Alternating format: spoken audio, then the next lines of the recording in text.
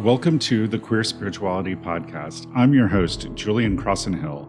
This podcast is about an idea. It's the radical idea that queerness is a gift and that the divine celebrates it rather than merely accepts it.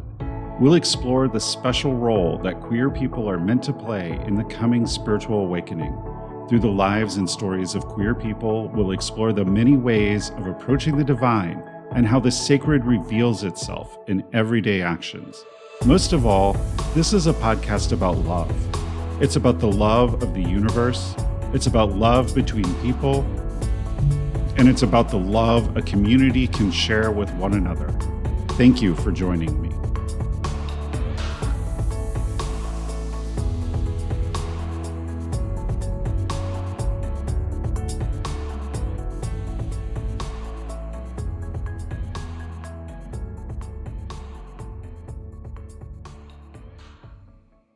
Hello and welcome to this episode of the Queer Spirituality Podcast.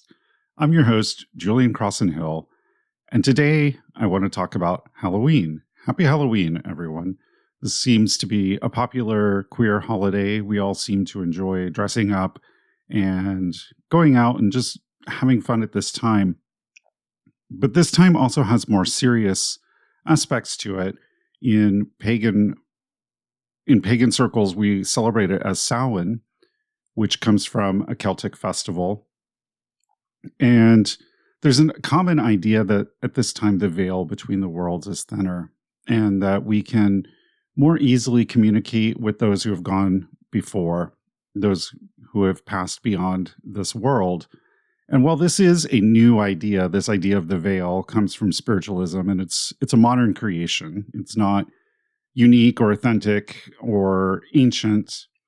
But one thing that is traditional and does come from earlier cultures is the focus on ancestors at this time.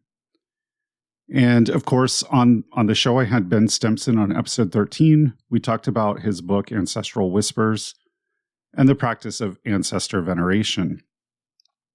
So I thought it would be interesting for this podcast to just take a moment and sort of reflect a little bit on queer ancestors and who our queer ancestors are.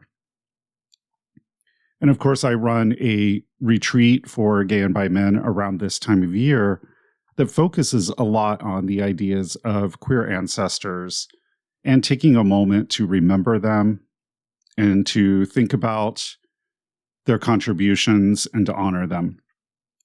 And so for me, ancestry and queer ancestors is an interesting idea because it's something that I've shared for a long, long time in my work, and people don't always immediately get it. You know, people are like, well, you're queer, so if you don't have children, or if those people were queer and didn't have children, how can you be their ancestor? And I think that for me, it's always been about our spirit ancestors.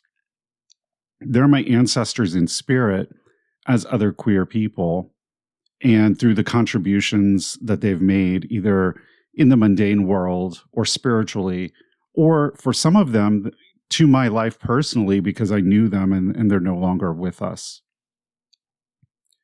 And so I think that that's a really important concept. So it was really encouraging when Ben Stimson came on and talked about affinity ancestors and this idea of sort of what I was talking about these spirit ancestors, people who aren't directly related to us by blood, but that we still count them as our ancestors. And I think that's a very important idea for queer people.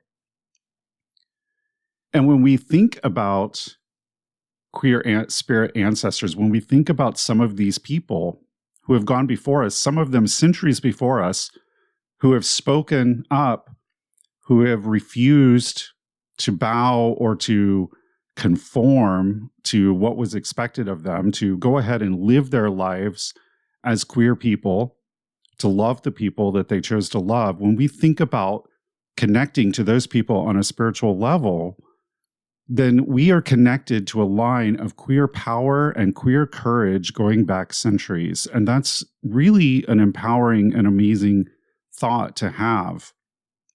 And I think it's important that we have that thought right now, because at this time, LGBTQ people are under increasing attack in the world. And knowing that we are connected to that line of centuries of queer power and queer courage helps sustain us to continue to be in this fight, to continue to move forward, to continue to live our lives in our truth and in our authenticity and with love.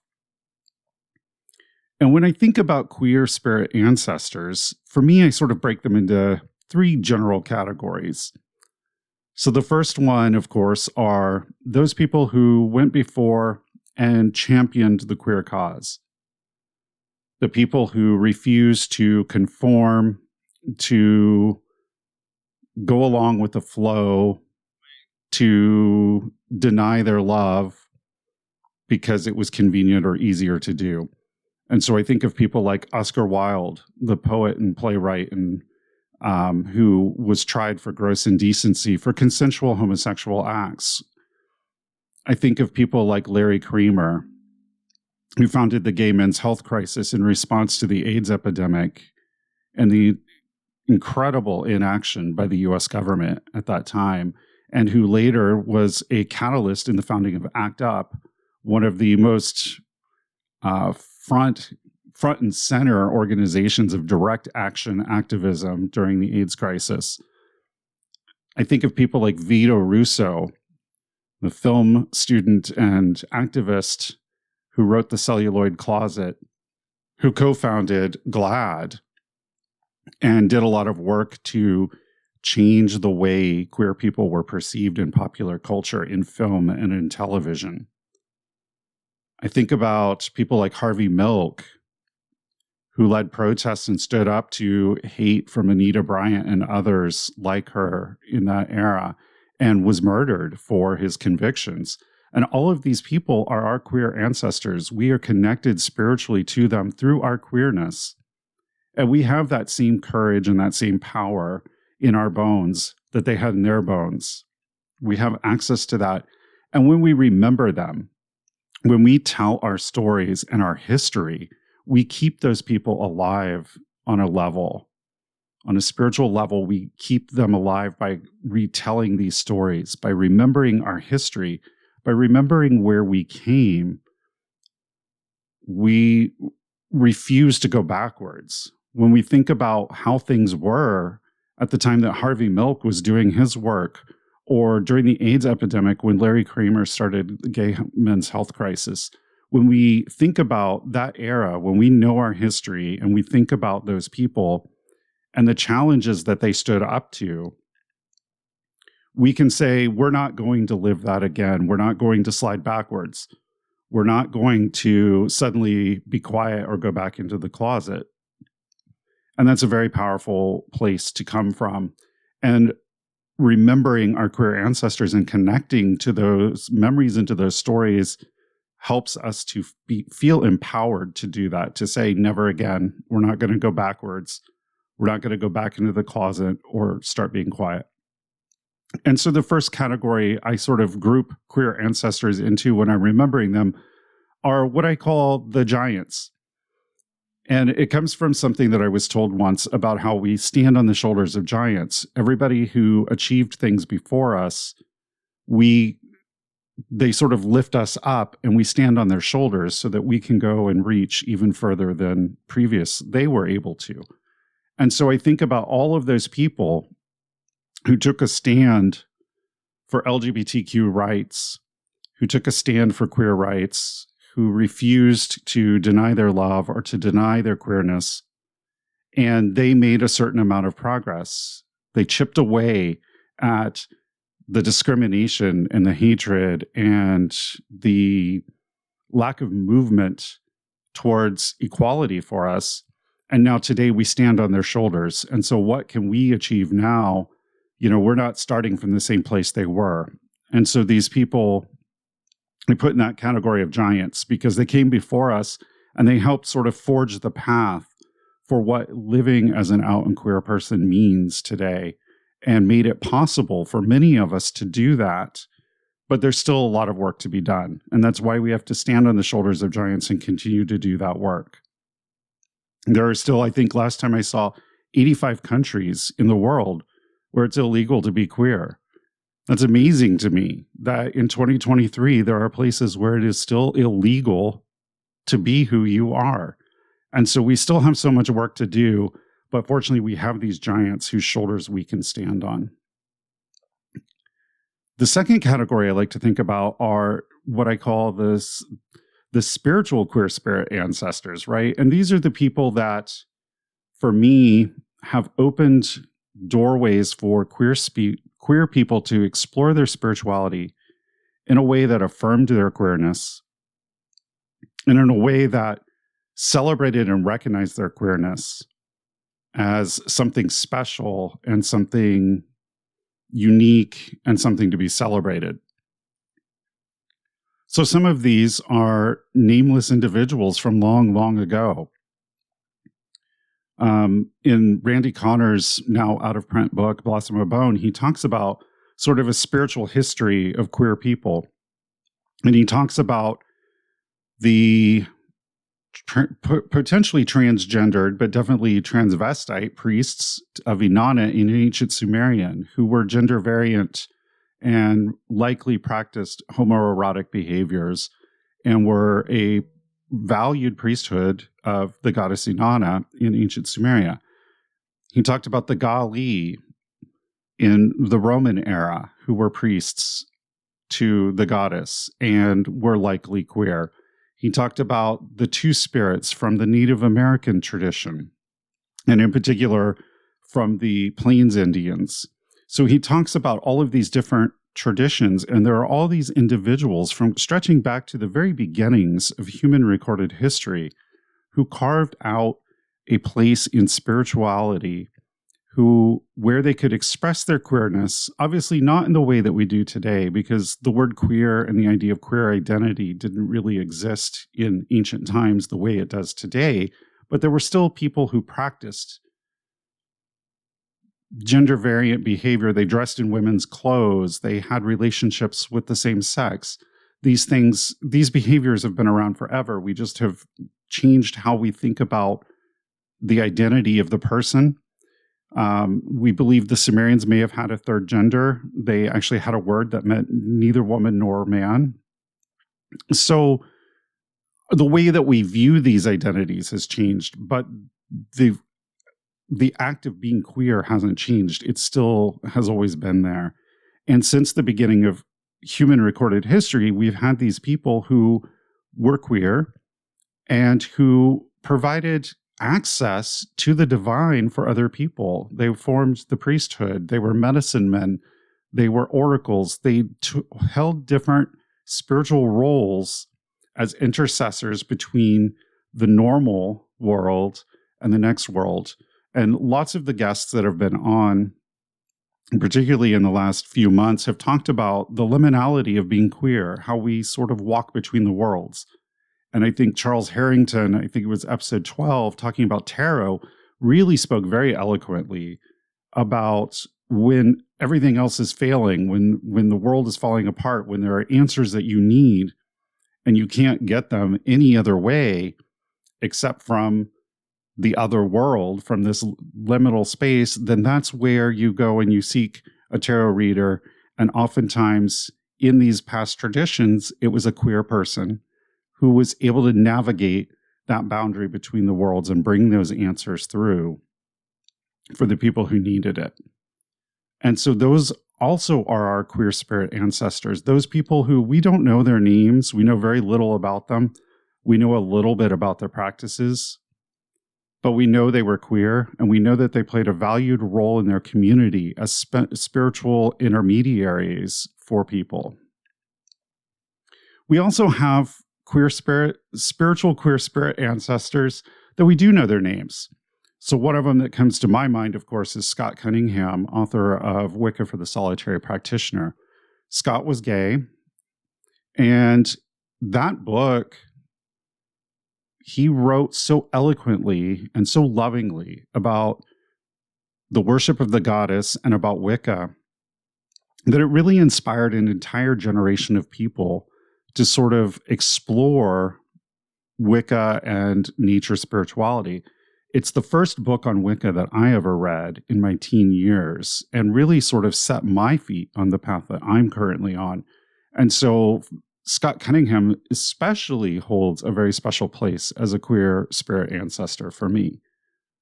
There's also, of course, Randy Connor, who I mentioned his book, Blossom of Bone. He wrote such an eloquent and beautiful history, spiritual history of queer people in that book. And of course, Randy is no longer with us, but his work is still available. It's hard to find sometimes. It's been out of print for some time, but you can find used copies. And Blossom of Bone is a book that has often inspired people to really start to think about what are the spiritual roots of queer people, going back to the very beginnings. And so Randy is one of our queer spirit ancestors who also holds a special place in my heart because his book has inspired me on my path as well. So that's the second sort of category. We've got our giants, we've got our spiritual intermediaries as our queer spirit ancestors. And I think the final category I want to recognize today is the people that have personally affected us. Lots of us have lost people that we knew, that we cared about.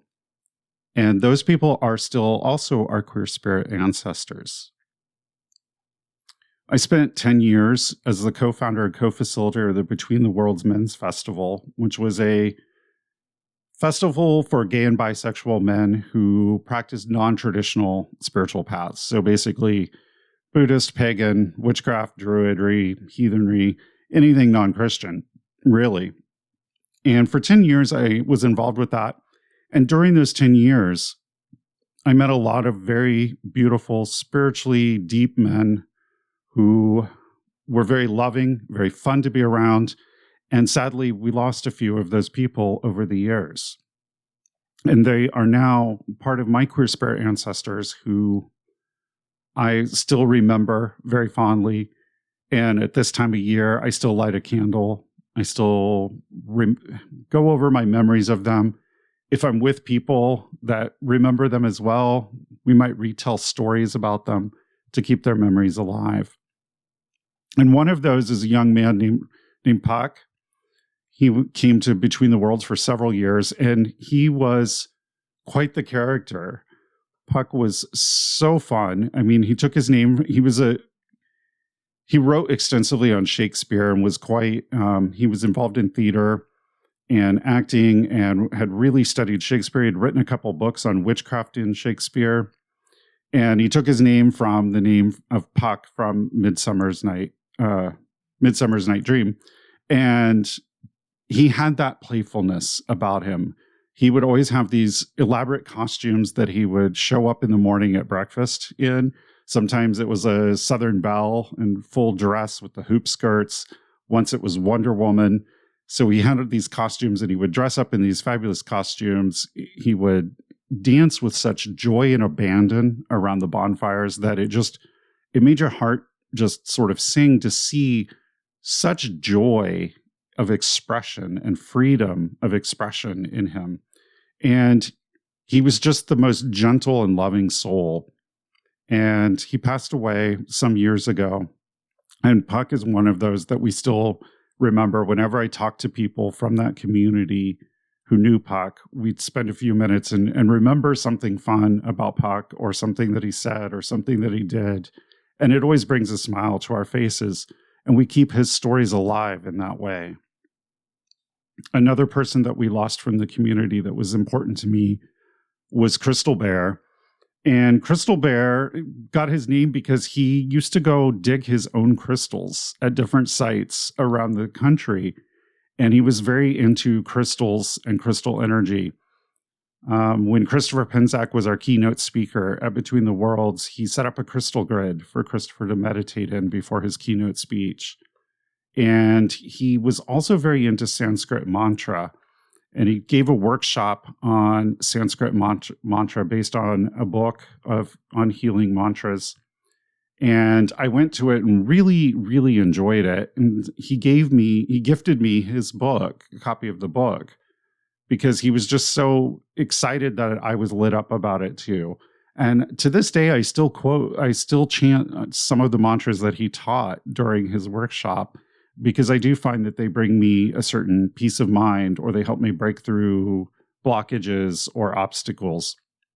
And when I do, I often think of Crystal Bear and the times that he came to our events, and he was always willing to give to the community and to the people that he met there. And he's sadly no longer with us, but at this time of year, I often think of him as well.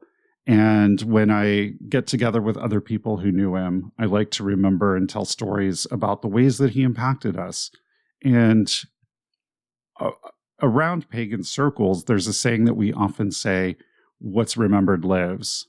And I think that that's the important part for this third sort of category, the people who have impacted our lives, is that when we remember them, when we share their stories and we tell those stories, we keep a part of them alive and a part of them with us. And so before you go out and have your fun for Halloween tonight, take a moment and light a candle and think about the queer spirit ancestors that you have. Think about that line of queer courage and power going back to the very beginning of written human history. Take a moment to connect with that and see if it doesn't make you feel more empowered to live authentically as who you are, to stop trying to fit in and find your own sense of belonging and rooting into your queerness and feeling fully embodied and comfortable and brave in that queerness. Because I find that it does for me, and I believe that if you take the time to really connect and to ponder and to reflect on those ancestors, it will for you too. So take that moment out to light a candle, remember and thank and honor our queer spirit ancestors, the giants, the spiritual intermediaries, and of course the loved ones who have been close to us and impacted our lives. Bright blessings and happy Halloween.